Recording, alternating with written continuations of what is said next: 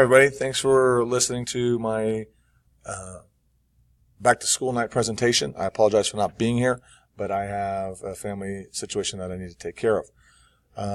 So once again, welcome to my Mr. Foster AP World History back to school night presentation.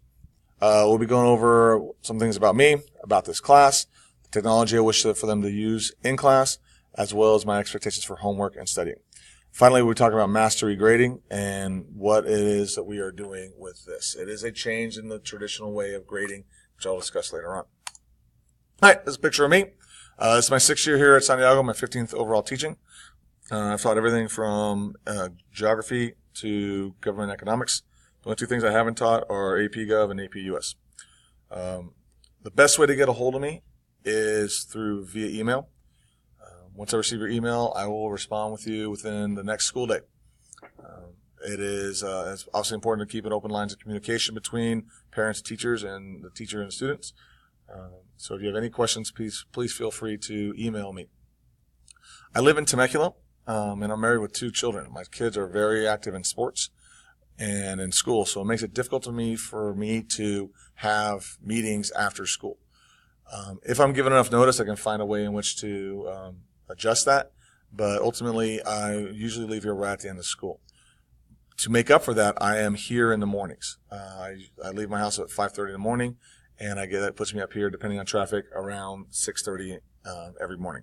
So if your student has any needs for review or for extra work or questions to be asked on subjects, please come and meet me in the morning. All right, all too often, this is one of my favorite quotes, all too often people accept just enough. They're satisfied with a just good enough school, a just good enough job, or a just good enough relationship. Never be satisfied with just good enough. Strive to be exceptional. Work to be exceptional. Make your life exceptional. And your students are doing that by taking an AP class when they didn't have to. They are working to make their lives exceptional, and it's a great start. All right, about this class, AP World History. We cover the history of the world, and it is a beast. We cover from the early formations of civilization, the dawn of man, all the way up into modern times. That being said, we cover everything on every continent, too. We cover, with the exception of Antarctica, because penguins haven't learned to write yet. So we will cover 9/11. We will cover the formations of early civilizations like the Egyptians and the Romans, and then into the Han in China, and into the Mali empire in Africa, and into the medieval times in different parts of the world. And it's an interaction and a study of the interactions of humans throughout the world. So like I just said, it's a beast. And you can see from this image here what is covered during this time frame. And what it covers, we go from, once again, foundations, the early formations of the world, all the way up into modern times. You can see with this astronaut sitting here.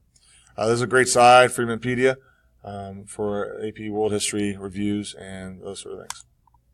All right, the test is on May 16th, 2019. It's a 3-hour and plus exam, which is divided into 2 sections. One is, first section is multiple choice and short answers. Multiple choice are 55 multiple choice questions, which are based off of a stimulus, which is where students are given a quote or a writing sample or a picture, and they're expected to answer questions from it. The final part is, and then the second part of that is the short answers, where they are same sort of thing, given a picture or a prompt, and expected to write a short response to it. The last 2 are essays, which is a document-based one, where the students are given 7 documents in which they are to analyze and use as evidence towards a prompt. And then they are given a long essay, which are given an option of 3 prompts. They are to pick one and to write on it from their background information and their historical knowledge. And they have about an hour and 40 minutes for those 2 sections. Once again, it is on May 16th, 2019. All right, technology. What I would like your students to have in this class. I would like them to obviously they need to bring a notebook, pen and pencil, and which to write with. Laptops are encouraged and tablets are encouraged, but not required.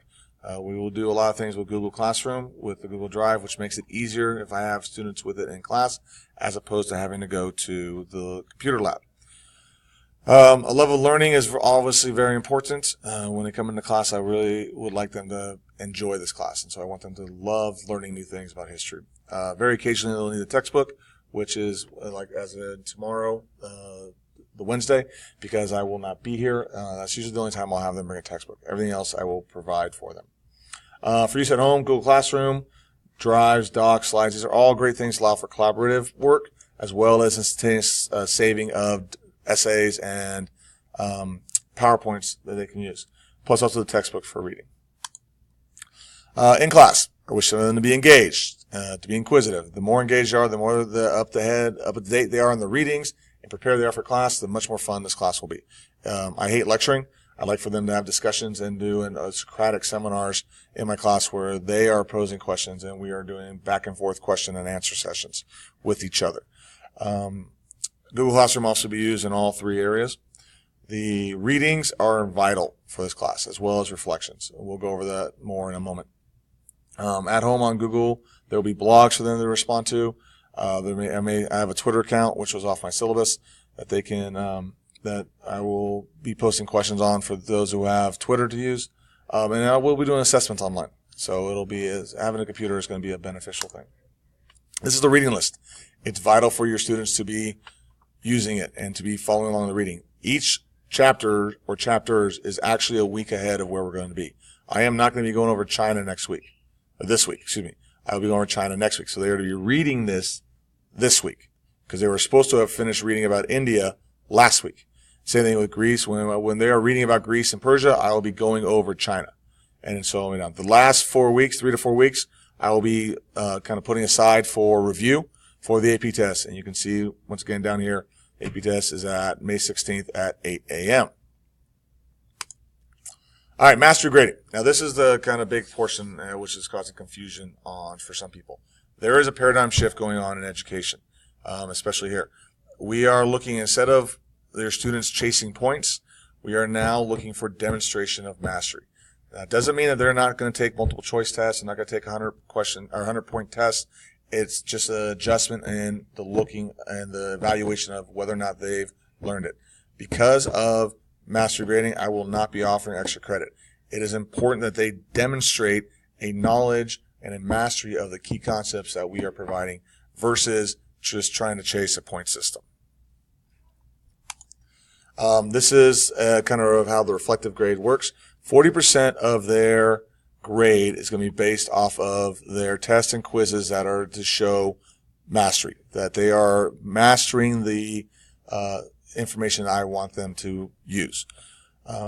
It's be on a 5-point scale, and I chose a 5-point scale because it aligns right with the AP test. 5 being the top score on the AP test, 4, and so on and so forth. Passing on an AP test is 3 and above. So those are all parts of the things. It'll be on formative and summative assessments. There'll be unit portfolios, things to turn in that we will get going. Their summer assignment is part of their first unit. When I assign the reflective things are part of their assignments that will go into this portfolio, which we'll be going over more once I get back. If the portfolio is not 70% complete, the score will not be entered in the queue. And the assignments we do in class, we haven't begun them yet. It's been more training on things. Once I get back, we start hitting this stuff full run. So those things will be done.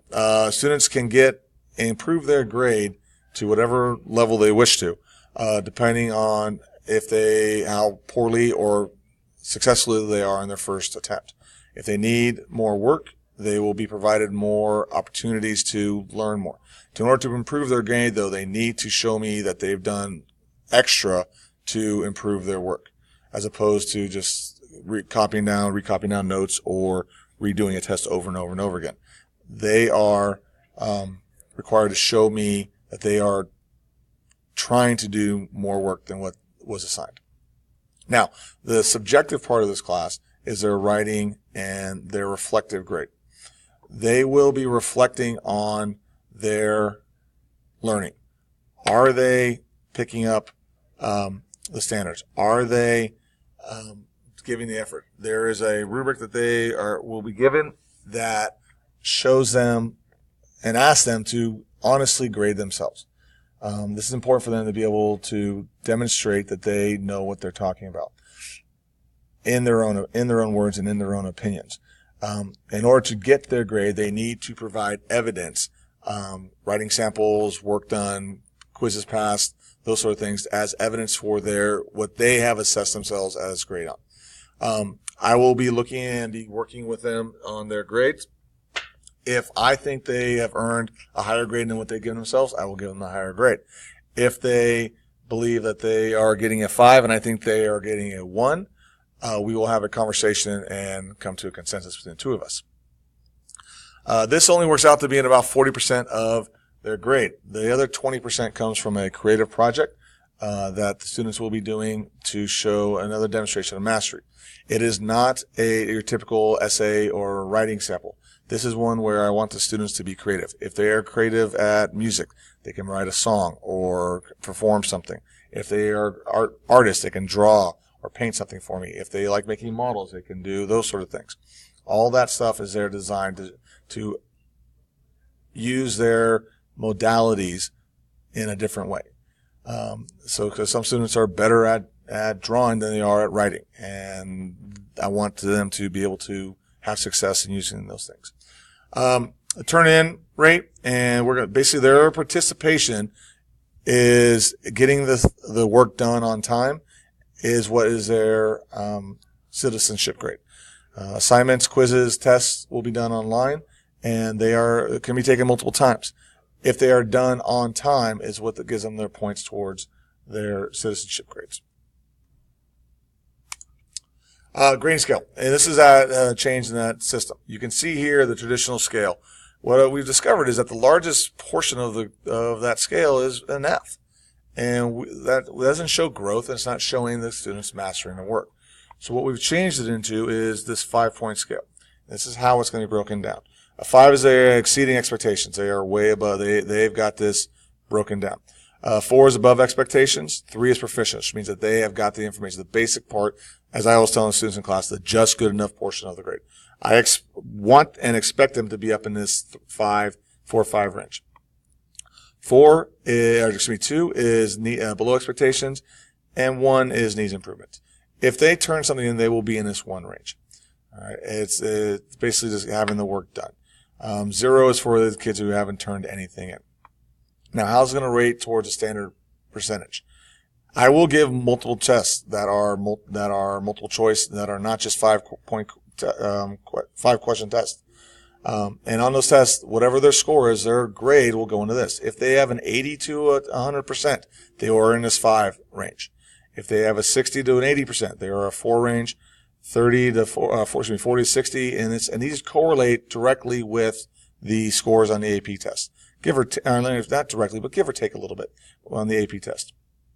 2 and 1 for the D and the F range. Once again, they can work at, if they get a 3, they can work at adding things to this and showing me that they are working to get a better grade, adding to their grades, going above expectations on things to improve it as many times as they need to. I look forward to working with you and your students to ensure the successful and exceptional school year in my class. I'll be available for next Wednesday from 5:30 to 6:30. That's September 5th. If you have any questions or would like to come and speak with me face to face, please feel free to contact me via email if you have any questions. And I look forward to hearing from you. Thank you for your time, and I will look forward to hearing from you again.